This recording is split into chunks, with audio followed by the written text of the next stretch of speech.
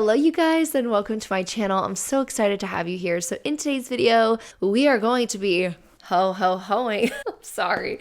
I feel like I think last time I wore this sweatshirt, I was like, we're hoing into the video today. So I had to make that joke, but it wasn't really a joke. Anyways, today we're going to get into the video. If you guys watched yesterday's video, I had like a 4-minute intro to explain the going into 2023, the fact that this is the last video of 2022, why I'm doing 2 MLM horror stories 2 days in a row because I missed last Friday's. So I was going to do these 2, and because I did not film or work on Christmas weekend because I took the weekend off, I did not have a video for Tuesday. So here is final MLM and scam stories of 2022. It is number 91. Very excited for today's video. If you guys have any 2023 video requests, leave those in the description down below or go over to the community tab where I've already posted asking for what y'all want to see in 2023 along with influencer scams. Maybe you have a specific scam you want me to react to or to do a deep dive on. So with that being said, let's just get straight into the last video. Is it really? I think it is. I think it's the last video because today is the 30th. So yeah, the next time I upload, it will be 2023, which is flippin' insane to say. So the first story we are going to read says, boyfriend's mom was a brainwashed hunbot.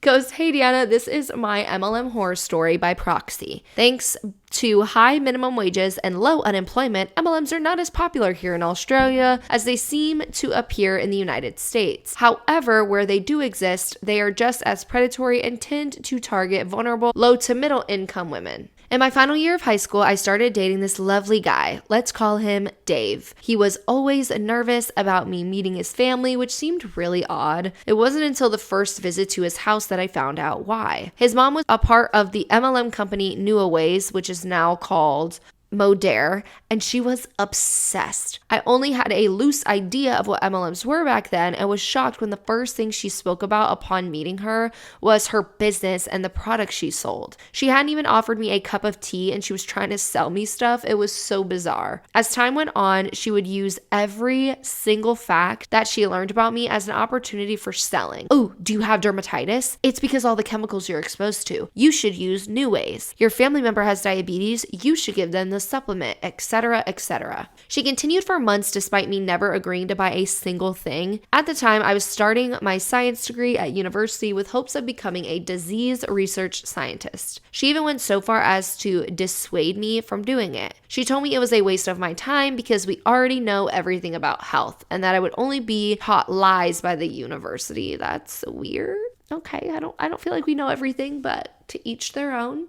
The woman actually claimed that there was already a cure for all cancers and it was being kept from us by the powers that be. Crazy conspiracy theory stuff that was probably fed to her by Neways. It wasn't just me who had to deal with this crap. The situation was borderline abusive for the rest of Dave's family. At his mother's insistence, every single product that Dave and his family used, aka soaps, shampoo, deodorant, cleaning products, vitamins, was from Neways. He wouldn't dare use brands he preferred through fear of abuse and shunning from his mom.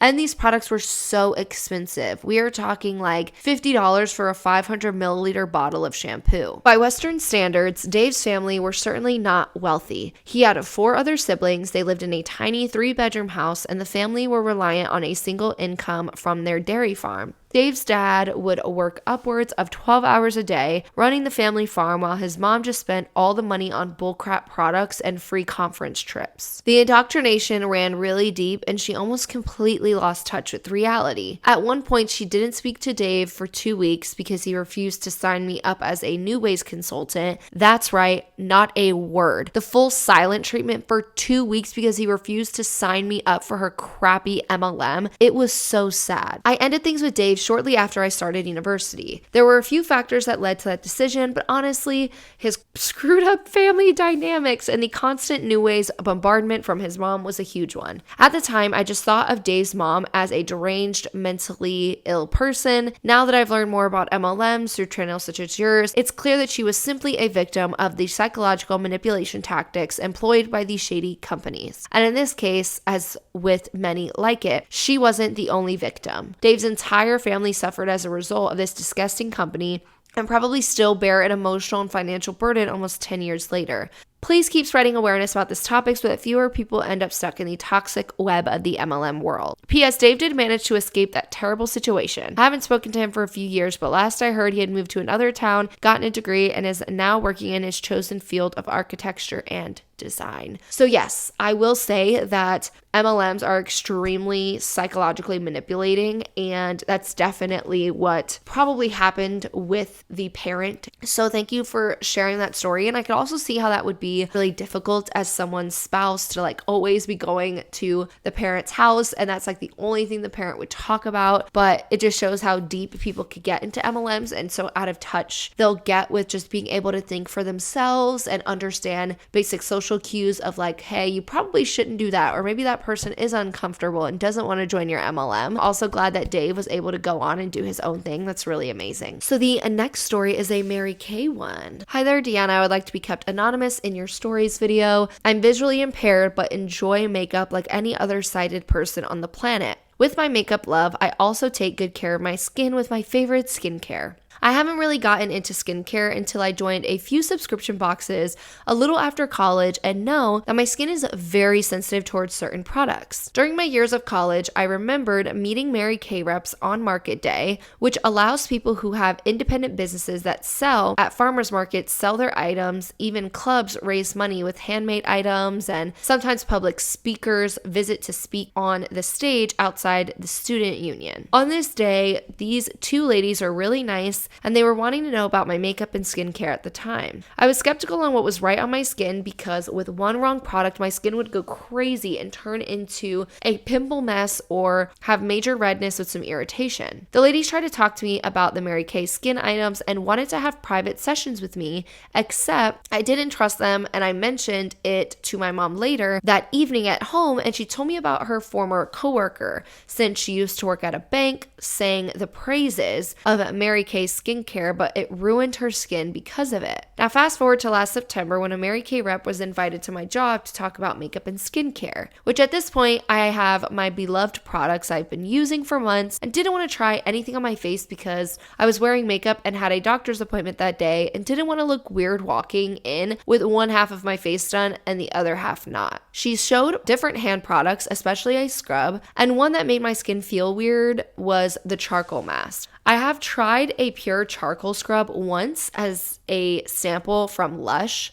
all thanks to a good friend who also tried it. Since they had oily skin, it worked for them. While it broke me out, I knew that pure charcoal is not right for me, and this is what the mask was made of. I tried a little on my hand, and while it was turning white, it made my skin tingle as it changed. I knew I was having a small reaction, and before it got bad, I asked her for the wet towel to wipe it off, and it felt better afterwards, as in no more tingling sensation, just a slight smooth patch of skin. What made me more skeptical was how the rep said that charcoal is good for all skin types, but thought as she said it, not all skin types are the same. Next was the makeup, which is what I was waiting for, and I had tried a berry lip gloss she sampled since I was getting into berry colors at the time, and after trying the lip gloss, I was told it looked great. The makeup was pretty pricey, and I had to pay for my copay that afternoon at the doctor's and just bought the lip gloss. Other products she was selling included foundation, lip products, and the magnet palettes that you put shadow pans in, but they looked so small to me, and she told me the prices of the palettes and the shadows and blushes that I could put into them. I'm glad I did not buy those since I already made a custom shadow and blush palette with pans from a different brand that I know and love. I did feel ripped off with the lip gloss because it was so sticky and it was smaller than the NYX Butter Gloss from how I felt the packaging in my hands. I left it at my desk at work and only touched it if I accidentally left my makeup bag at home. Now, my final experience was recent, and it was yesterday on Facebook. One thing about me is that I look out for friends, especially the ones who also are blind like me. And the post from this person who was also blind talked about how her DoorDash order was screwed up this morning. Apparently, one of her friends decided to not only comment about how she could contact the restaurant, like how I suggested since I had experienced a similar situation prior this month, but her friend thought it was a great time to ask her if she can contact her on Messenger to send Mary Kay samples. I saw my friend's reply turning her down and decided to reply with my experience about Mary Kay. and recommending that my friend should try other skincare items from the drugstore, and I mentioned a few of them in another reply. The Mary Kay friend replied to my reply, saying that I probably had a bad experience and that not everyone's skin is the same, and that Mary Kay has stuff for sensitive skin and that she loves selling the brand herself. I felt that if she did push a bit more, my friend would have been ripped off, and I was glad to speak up, which my friend did defend me by talking about how she notices that I love makeup and skincare and I always post about it on Facebook. I may not be an esthetician nor a cosmetologist, but as someone who shops at Ulta and other indie brands, I know I get a better bang for my buck than Mary Kay. Thank you for reading. So thank you so much for sharing your story. I'm glad that you went in the comments of your friend's Facebook post thing to respond and be like, no, don't do it. I had a really bad experience with it, because a lot of people are scared or nervous to kind of speak up on social media because of how MLM reps can be on social media. But I am glad that you spoke up about that. So thank you for sharing your story. So the next, we're talking about, I feel like a lot of MLMs we don't normally talk about. So the next one, I believe, is a Beachbody one. I think so. We'll see as we read. So the next one says, my horror story. My name is Sarah, and feel free to use my name. I'm also a channel member. Thank you for being a channel member. I've always loved makeup, and I love trying new products. In 2017, while I was a Beachbody coach, a story for another day, I was of course adding a ton of Facebook friends from groups I was a part of, mostly beauty groups. Ooh, so this one's about Unique. One of these girls I connected with was a high-level Unique presenter. Let's call her Tina. It's actually not her real name. I wanted to try some Unique makeup because I hadn't tried any before, and the starter kit was a good way to try a bunch of products at a lower price. So I technically joined Unique, but only as a kit napper, someone who just wants the starter kit but with no intentions to sell. I made it clear that I wasn't going to sell anything or try to work the biz, but she added me to all of her training groups anyways. I tried the products, some were decent, others were mediocre, but they were extremely overpriced. I never attempted to sell anything or recruit anyone, but some complete rando placed an order through my site one time. Now I wonder if it was Tina placing a disguised order to try to kickstart me into selling, but that's a completely unsubstantiated theory. Fast forward to 2018, and Tina sent me a voice message saying she was leaving Unique for Mael. I don't think I've heard of that MLM before. She said it was a brand new beauty MLM at the time, and she was trying to recruit me. I was out of Beachbody by then, and I told her that I was done with being in MLMs. Turns out that wasn't true because I joined Rodan and Fields in 2019, but again, that's another story for another day too. But I wished her well and thanked her for thinking of me. A few months later, she tried to sell me a serum that was only going to be available for a limited time. I told her that I might be interested in trying it someday, but I didn't need it at the time. The whole time we had been Facebook friends, I had been emotionally invested in her journey to better confidence through dramatic weight loss from bariatric surgery and starting to experiment with wigs. A few months later, I realized I hadn't seen anything from her in a while, and I searched her name to see what she was up to, but she had unfriended me once I couldn't do anything for her anymore. I was hurt because I actually liked her and thought we were friends. I remember the MLM mantra of, quote, some will, some won't, so what, who's next, unquote. You can't help but see everyone as just another number on your way to yes. I said no one too many times, so I suddenly had no value. And even though I tried really hard not to treat others this way when I was trying to recruit, but inevitably I still did. I looked Tina up just now and don't think she's in any more MLMs, so hopefully she stays out. Thank you for putting this type of content out and keep up the great work. So thank you for sharing your story, and I feel so bad about you saying that you felt you had, no value or anything like that because she unfriended you. I do want you to know that I know people in MLMs,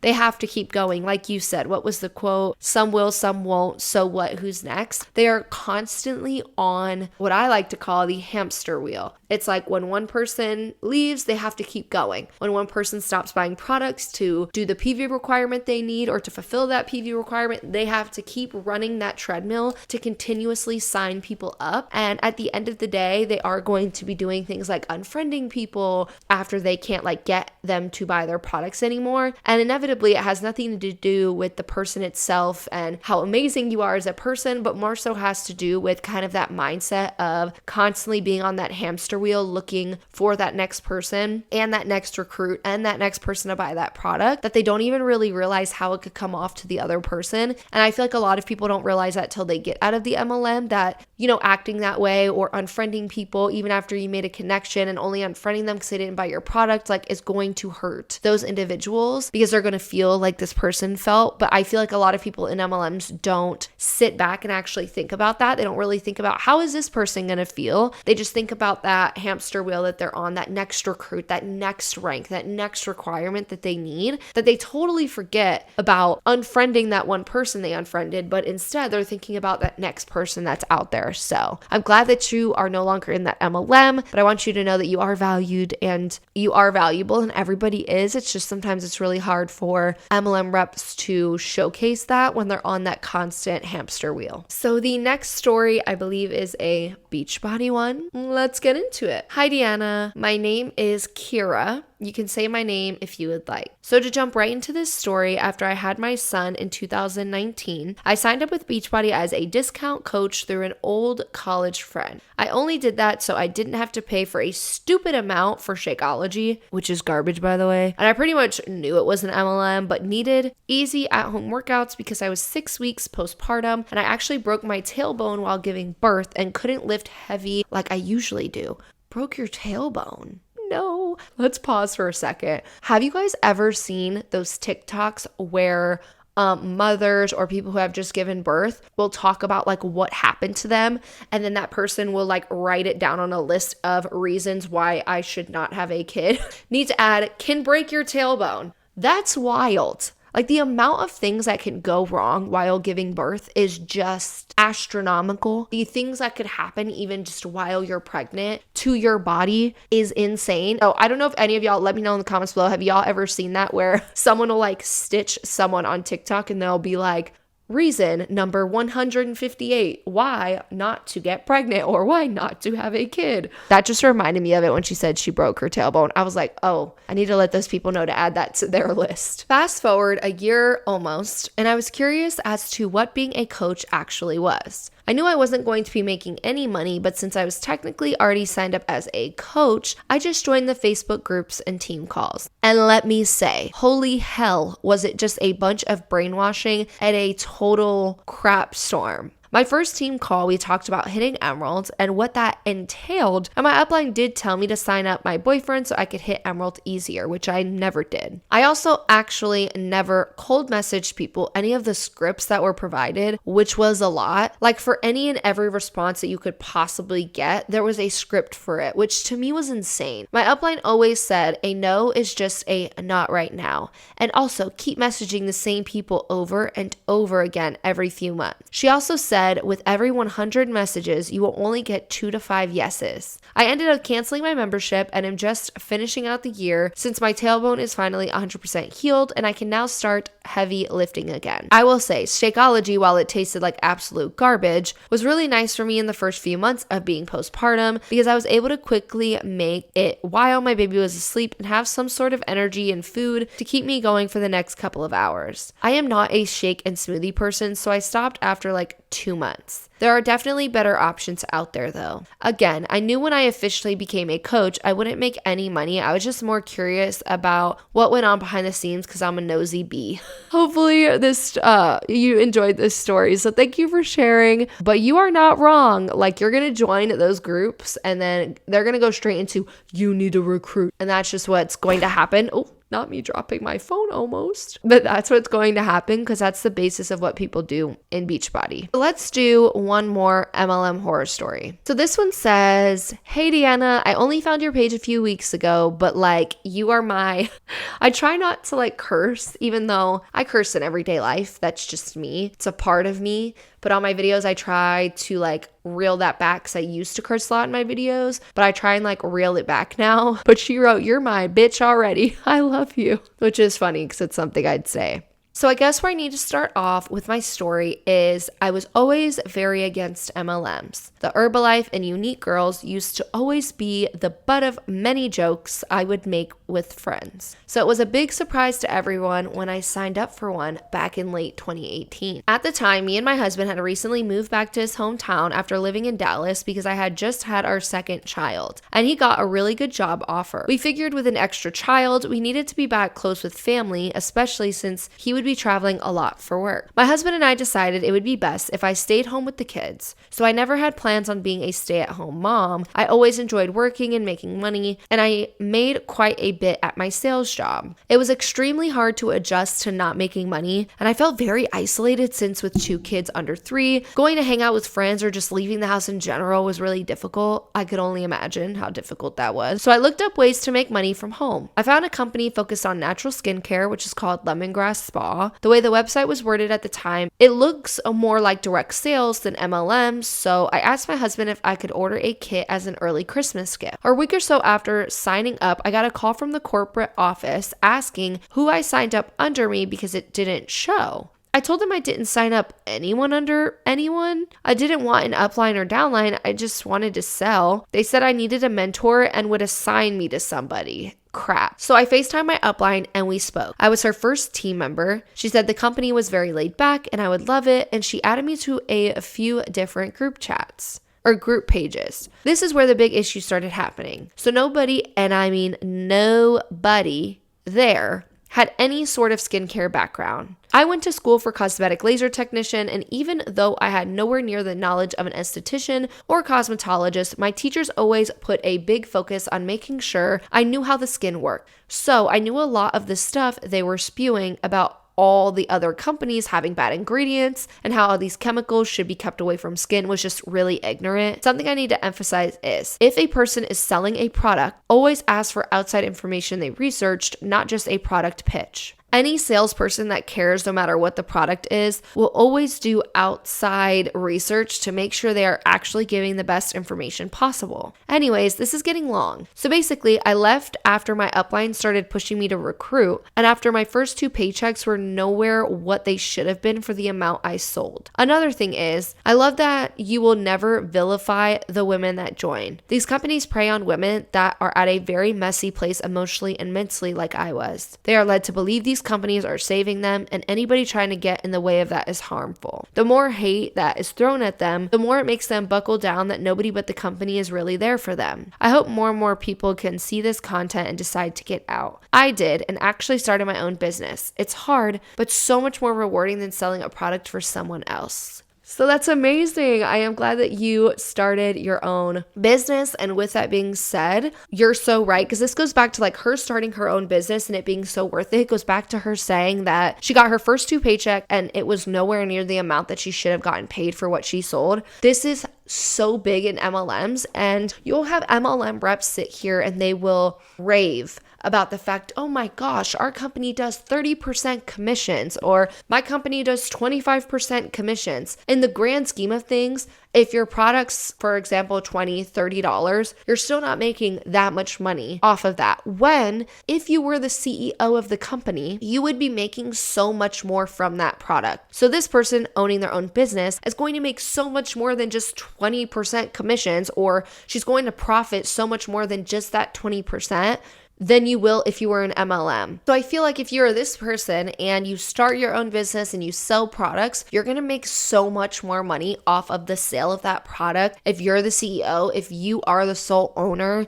and creator of that product, versus if you are in an MLM making commissions. Because if you know anything about MLMs, you know that most MLMs, number one, hike up their prices because they have to. They not only have to make a profit off of that product sale, they also have to pay you commission, and then they have to pay everybody that is above you, depending on what the comp plan says. They have to pay them a certain amount, whether it's matching bonuses, whether it's, your upline's earning 5% commissions off of your sales, and then that upline's earning it, and uplines and uplines and uplines. Like, it just continues, where a bunch of people are making, even if it's just $5 each, they're making money off of that. So the CEO and the company still has to price that MLM product high enough to where they are making a profit, but they're also able to give money to the people that are supposed to make commissions per the comp plan. So that is why so many MLMs, their products are so expensive, or their products, if they are on the more cheaper side, they're normally products that are like not very good because they still need to make a profit. And then the MLM reps are making dollars for all the work that they're doing just to get someone to buy that product, when they could be making so much more than that if they were to be the sole creators of that company and of that product. So I feel like that brings up a really good point about really the differences of owning your own company versus selling and being a salesperson for a company. So with all of that being said, I hope that you guys have an amazing New Year's Eve, an amazing New Year's Day. I do have the weekend. I mean, I have all weekends off of work, so I will be having the weekend off of work, and then I go back on Monday, the day after New Year's. So I am very excited for the new year, excited to see what's in store, excited to make all new goals. Let me know in the comments down below what goals that y'all are going to be having for 2023. And I'm really just excited for my channel. I have a lot of new things I want to do. I wanted to start a lot of those new things this year. I had a plan to start a lot of my new content when it comes to commentary and influencer scams and stuff. I really wanted to start that, and I had planned to in November, but with just how life went and personal life and getting the flu and things like that and just outside things got in the way, but I'm not letting it get in the way in 2023. So I'm very excited for the new year to come and to just bring you guys new and fresh content. So with that being said, if y'all have any special requests, definitely let me know for 2023.